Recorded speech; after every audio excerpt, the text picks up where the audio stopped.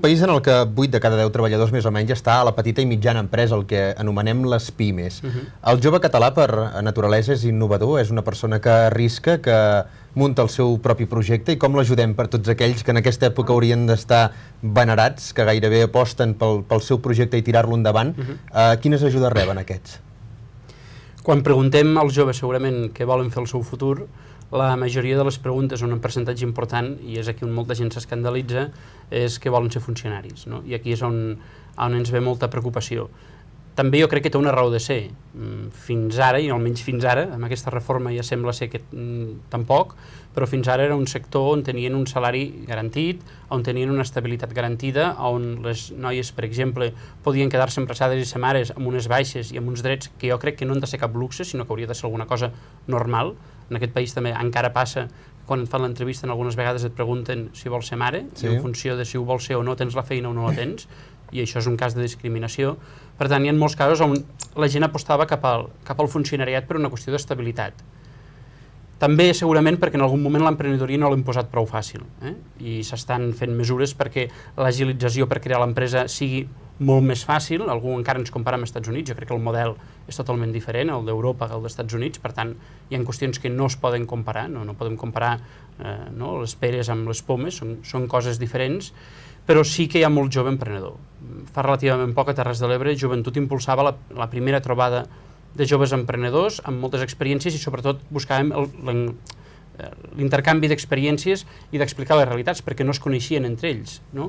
Per tant, estem donant suport als joves emprenedors als vivers d'empresa, estem llançant un programa d'emprenedoria a nivell nacional que no el tenim al conveni signat, però espero que sigui imminent, per realitzar plans d'empresa i per fer acompanyament i mentoratge de molts joves, perquè una de les qüestions que hem detectat és que si tu ets un jove emprenedor, possiblement muntes una empresa de l'àmbit de l'automòbil, perquè ets molt bo amb el teu sector, però segurament ningú t'ha ensenyat com es gestiona una empresa.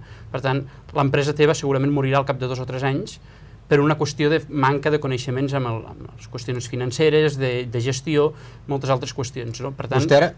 Acabi. No, estem desenvolupant un programa de mentoratge i acompanyament per impulsar tot aquest àmbit d'emprenedoria. I justament aquí, a Osona, amb la Universitat de Vic, treballarem també qüestions concretes en l'àmbit dels vivers d'empresa i dels emprenedors. Parlava de la comparació amb els Estats Units i la nostra. Potser sí que no és una comparació que estigui a la mateixa alçada, però allà són 1.000 euros i poques hores a través d'internet crear una empresa. Aquí més o menys són 49 passos els que ha de fer algú que vol crear una empresa. Ni tan poc? S'està simplificant l'administració. El problema, i això també s'ha d'entendre, perquè després tothom vol garanties, no? L'administració aquí juga un paper de garantia i en tot moment, i ara estan canviant, li explicaré un cas que ens hem trobat justament Joventut. Fins ara l'administració era tu m'has de portar tota la documentació i jo he de garantir que tot estigui correcte, no? Sí. I per tant actua de garant davant els ciutadans i segurament amb això hem confós la garantia amb la complexitat, no? Per tant, l'administració s'ha de simplificar. L'oficina jove que nosaltres, per exemple, inaugurarem en breu aquí a Osona, a Vic, és un exemple. Posem en un únic espai els serveis de la Generalitat, del Consell Comarcal i de l'Ajuntament. Treballar en finestreta única. De fet, ara fa poc, amb la setmana de TV3, vam ser un dels projectes identificats amb nous projectes i noves iniciatives que ajuden a estalviar temps, perquè en un únic espai ho pots trobar tot. Per exemple, totes les tramitacions de subvencions les hem agilitzat totes a nivell d'internet, però el que li volia dir és que s'està avançant cap a una modernització de l'administració. Fa uns anys, treballar en l'àmbit de l'administració era molt més complicat que a dia d'avui. Per tant, jo crec que s'està avançant. L'exemple que li volia posar és que nosaltres hem intentat impulsar un decret de campaments juvenils i està parat perquè estan reformant la llei de la xarxa d'instal·lacions juvenils de Catalunya, que regula totes les cases de colònies, cases rurals, granja escola, albergs, perquè fins ara, si vostè volia obrir un alberg o una casa de colònies, i era un privat, vostè havia de portar tota la documentació a Joventut, nosaltres havíem de certificar que allò era correcte i després li donàvem la llicència. El sistema ha canviat. Vostè pot obrir i simplement enviant un mail o notificant-ho a l'administració dient jo em dic Eugeni Villalbí i he obert un alberg a tal lloc. I jo l'he d'autoritzar, automàticament, estic obligat a autoritzar-lo. I és la meva obligació com a administració inspeccionar-lo posteriorment i garantir que vostè ho té tot en ordre. Si vostè no ho té tot en ordre, li he d'obligar a tancar o posar-li un requeriment a la instal·lació. Però no li estic impedint l'obertura del seu negoci.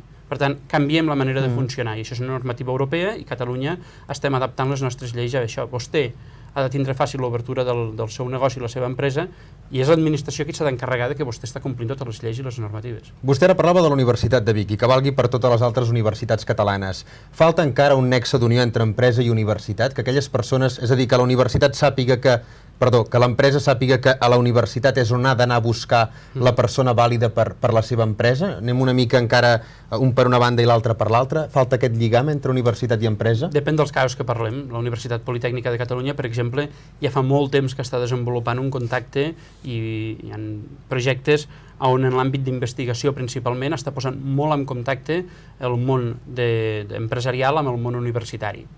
Per tant, hi ha sectors on això ja s'està treballant, però sí, cal més, cal obrir la universitat pública al sector empresarial i el sector empresarial a la universitat pública sense que això comporti el que molta gent té por, i això no és sinònim de privatització de la universitat pública, sinó això vol dir impulsar projectes conjuntament sector privat i sector públic i sobretot posar en contacte el món dels estudiants cap a una millor inserció en el mercat laboral.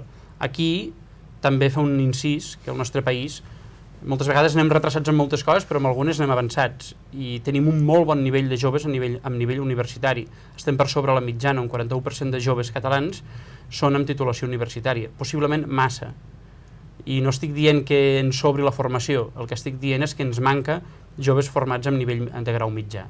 Joves amb formació professional, cicles de grau mitjà o grau superior, que poden tenir igual o millor sortida i més estabilitat i més ingressos a final de mes en el sector privat un cop han acabat els estudis que alguns joves a nivell de formació universitària. Durant molts anys hem confós l'èxit formatiu i l'èxit laboral amb la formació universitària i possiblement ara n'estem pagant una mica les conseqüències. Alguns estudis fins i tot diuen que algú que s'hagi format a formació professional pot arribar a cobrar un sou d'un 30% més que algú que sigui en formació universitària.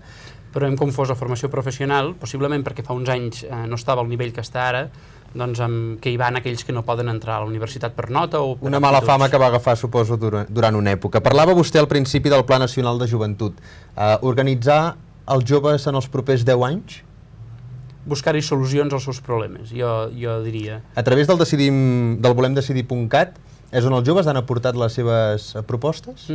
Al voltant d'unes 42.000 propostes, d'uns 10.000 joves i no joves, els regidors de joventut, independentment de la seva edat, també han participat, i han participat també especialistes del govern, de les universitats.